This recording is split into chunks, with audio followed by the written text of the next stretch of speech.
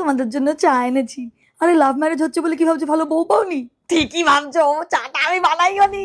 এ নাও, আজকে আর আলাদা করে কি দেখবে? রোজই তো দেখো। আর বলছি এরকম শাড়ি পরে রোজ থাকতে হবে না তো, হাফ প্যান্ট আর গেঞ্জি পরে থাকবো কিন্তু।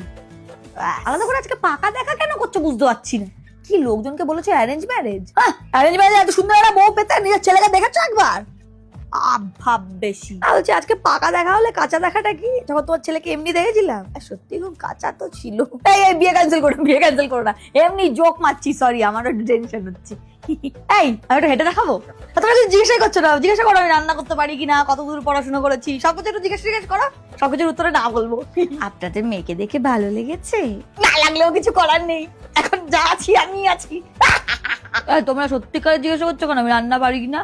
লাস্ট দিন যে তোমার বাড়িতে বানালাম ম্যাগি, খেয়ে তো বললে খুব ভালো হয়েছে, তখন কি ইচ্ছা করে মনে রাখার জন্য? এখন যেই সিরিয়াস হয়ে গেছে এখন আর আমি রান্না পারি না। বানাবো এমন রান্না পরের দিন থেকে আর বলবে না রান্না করতে।